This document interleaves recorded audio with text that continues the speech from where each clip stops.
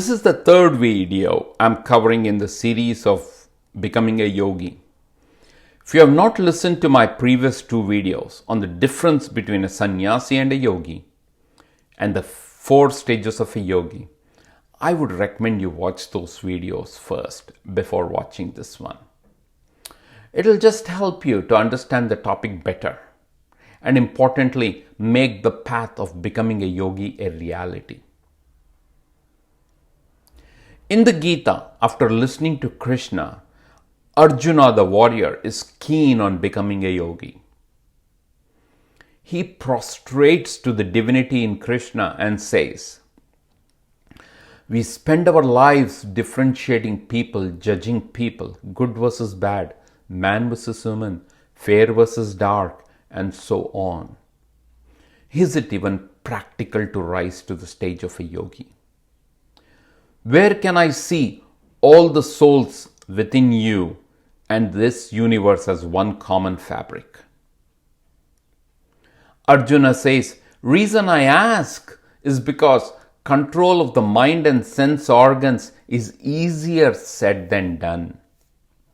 He then continues, "Controlling the mind is probably even more difficult than controlling a gale of wind. Each time I focus, my mind deviates. The mind is so fickle that even with an established discipline and practice, it still cannot stay still. Krishna, help me," says Arjuna. Arjuna continues, "The only one who has a clear vision of the past, present, and the future of any soul or any individual is, I believe, a divine like you. You can answer my question and take out the quandary."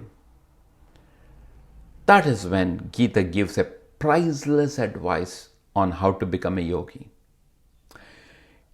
Krishna says, indeed, the mind is difficult to control, but it does have a special attribute though. The mind has a characteristic of channeling back to a known territory. Think about it. A gambler's mind makes him go back to gambling. A champion swimmer keeps going back to the pool. A person who thrives criticizing others keeps finding faults. A kind person goes back to be compassionate. Similarly, a person having his mind on divinity keeps thinking about the divine. Now, there may be occasions where the focus may move away, but the mind does get back to think about the divine. As the focus increases, the control over the mind increases, and a controlled mind is the one that makes you a yogi. But still, like a child, questions still torment Arjuna. The initial drive and enthusiasm of an individual may put him or her on the path of becoming a yogi. But what Arjuna says, what if he fails to persevere? What if the sense organs run astray? Is the entire effort then a waste? Arjuna compares an individual who fails to persevere as a breakaway cloud in the sky, left on its own, surrounded by the enlightened clouds, bigger and cohesive in nature. If the individual fails to progress through the 4 stages of yogic maturity that I covered in the previous video, will he perish as Arjuna?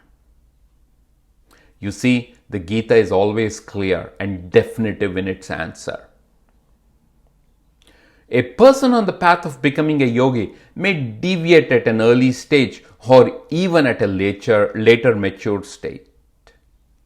But it doesn't matter, because the individual who deviates at an early stage continues the spiritual journey by being born as a human in subsequent births in pious and spiritually rich and wealthy families. Devotion at an early stage does not preclude them from being in the company of pious living entities, experiencing auspiciousness and getting spiritually elevated. Karma yoga and good deeds are cumulative and they do not go a waste. An individual on the path of becoming a yogi is assured of getting back on track even if he or she loses his way in between or her way in between. Acharya Madhva, the great philosopher, says, the auspicious deeds of a faith will not come to an evil end. Now, what about the individual who deviates at a later mature stage? What happens to that individual? Well, you see, even that individual continues the spiritual journey by being born in the family of yogis. Such a birth is unusual and destined only for a few. Individuals who take birth in the family of yogis rise to the top and transform the world to the benefit of humanity. By taking birth in the family of accomplished scholars, the experiential journey still continues. I pivot back to the great philosopher Bhagavad Ramanuja, who says, like a person waking up from sleep and remembering the earlier happenings, the individual who deviates at the later stage of yogic maturity resumes his or her spiritual quest. Having come to an advanced stage of becoming a yogi in the previous birth, the individual resumes the spiritual quest and becomes a yogi in the current birth with relatively no effort. You see, good deeds or bad deeds are cumulative. The merit earned over the previous birth continuously washes away sins and leads the person to become a true yogi. What are you waiting for? Get on the path of becoming a yogi. Hopefully the 3 videos on this series of becoming a yogi, or the difference between a yogi and sannyasi, or the characteristics of a yogi, or the 4 stages of maturity of a yogi, and the fundamental traits needed to becoming a yogi is helping you. Don't procrastinate. Get going. There is no caste, creed, ethnicity, background, or anything that limits you from becoming a yogi.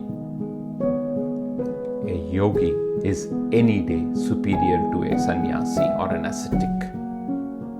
The Gita is definitive about it, and my own experience says that. Get started today. Till then, stay blessed. I'll talk to you soon.